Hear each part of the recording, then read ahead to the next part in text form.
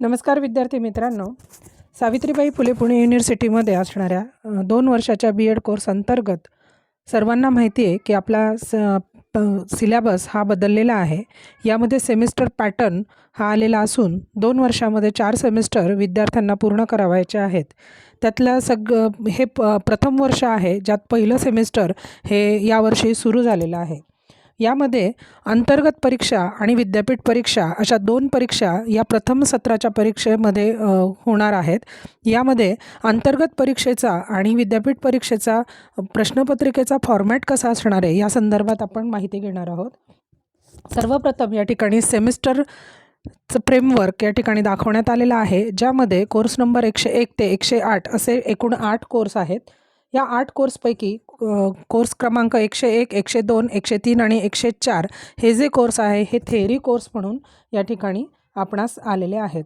यामध्ये जे 101 आणि 102 कोर्स आहे हे दोन्हीही कोर्स जनरल पेपर म्हणून या ठिकाणी सगळ्यांसाठी अनिवार्य आहेत, जे प्रत्येकी 70 गुणांसाठी आपल्याला याची परीक्षा द्यावायची आहे.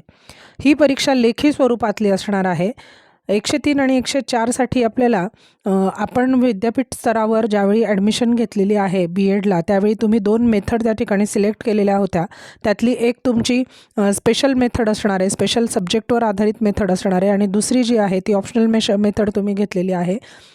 त्यामध्ये त्या दोन्ही मेथडचा पेपर तुम्हाला 103साठी आणि 104साठी असा द्यावायचा आहे. आता याचे डिटेलिंग कसे आहेत हे आपण यामध्ये बघणार आहोत. तर कोर्स क्रमांक 101साठी 70 गुणांचा पेपर तुमच्यासमोर येईल. 102साठी 70 मार्क्सची परीक्षा तुम्हाला द्यावी लागेल. 103मध्ये मी जसं म्हणाले की मेथड 1 आणि मेथड 2 असे असतील, तर मेथड 1साठी 35 गुण, मेथड 2साठी 35 गुण आणि 104साठी पण सेम क्रायटेरिया वापरला जाईल.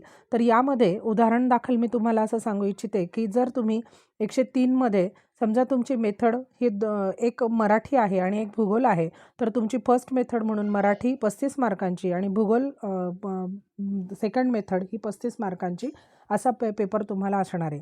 103साठी जो आशय आहे तो तुम्हाला कंटेंटवर आधारित आहे, म्हणजे 6वी ते 12वीचा जो तुमचा भूगोल आणि मराठीचा सिलेबस असणार आहे.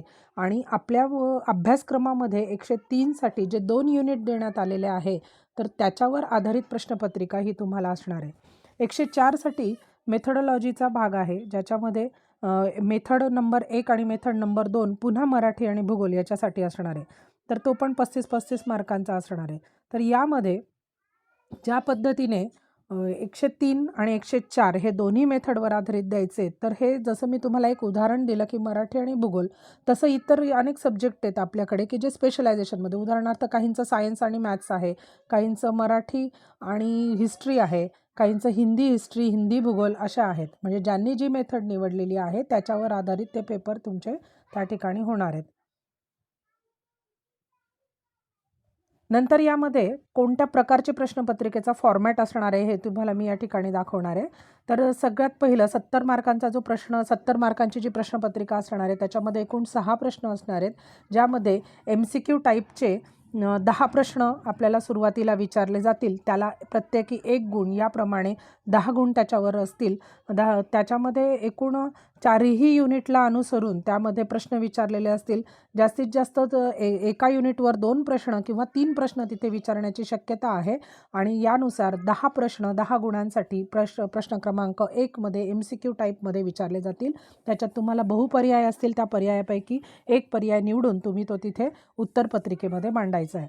दुसरा प्रश्न जो आहे तो लार्ज आन्सर क्वेश्चन असणार आहे, ज्यामध्ये युनिट नंबर 1 वर आधारित प्रश्न असणार आहे, आणि त्याला जो ऑप्शनला किंवा ऑरला प्रश्न असणार आहे तोही त्यामध्ये ऑरला देण्यात येईल. तोही युनिट क्रमांक 1वरच असणार आहे, ज्याच्यामध्ये तुम्हाला 10 मार्क्स हे त्या लार्ज आन्सर क्वेश्चनला असणार आहे. क्वेश्चन नंबर 3मध्ये तोही लार्ज आन्सर क्वेश्चन असणार आहे, ज्याच्यामध्ये युनिट नंबर 2वर आधारित प्रश्न विचारला जाईल. त्याला ऑप्शनला किंवा त्याला ऑरला एक प्रश्न असणार आहे, तो पण 10 मार्कांचा असणार आहे. तोही युनिट क्रमांक 2वर असणार आहे. म्हणजे प्रश्न क्रमांक 2, 3, 4 आणि 5 याच्यामध्ये विचारले जाणारे प्रश्न हे त्या युनिटवर आधारित असणार आहे, आणि त्याला ऑप्शनला असणारा देखील त्याच्यावरच आधारित प्रश्न असणार आहे. म्हणजे दोघांपैकी एक तुम्ही सोडवायचा आहे, जो प्रश्न आहे 10 मार्कांसाठी. असे एकूण 5 प्रश्न सोडवल्यानंतर 6वा प्रश्न असणार आहे तो शॉर्ट आन्सर क्वेश्चन असणार आहे.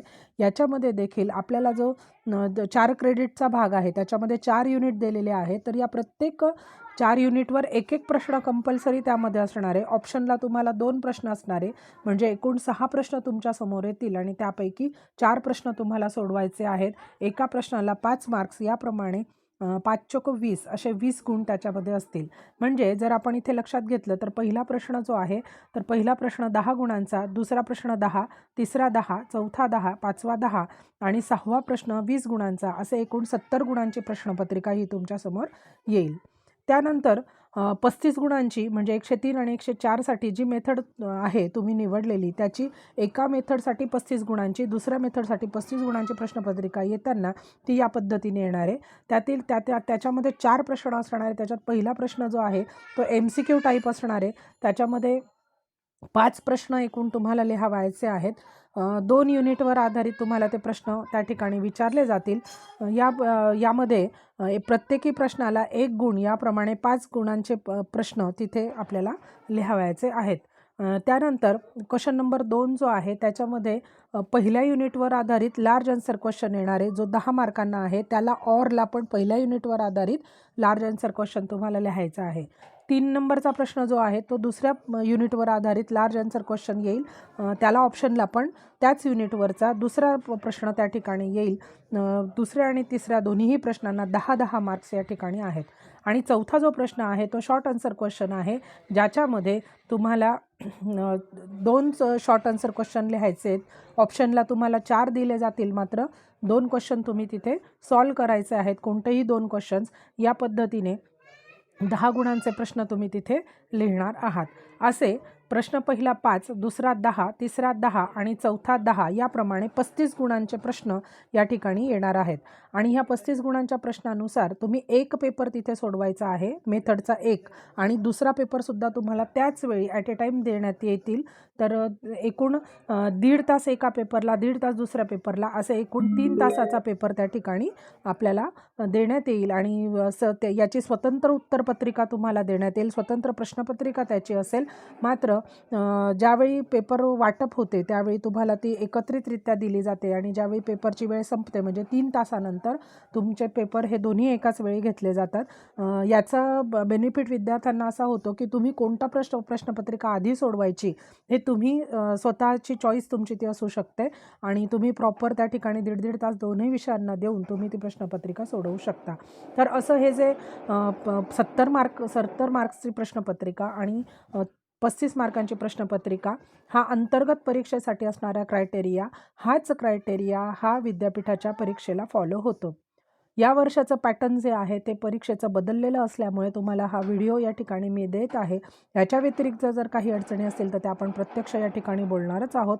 तरी सर्वांनी या व्हिडिओचा जास्तीत जास्त उपयोग करावा आणि अभ्यासपूर्ण परीक्षेमध्ये यश मिळवावं. धन्यवाद.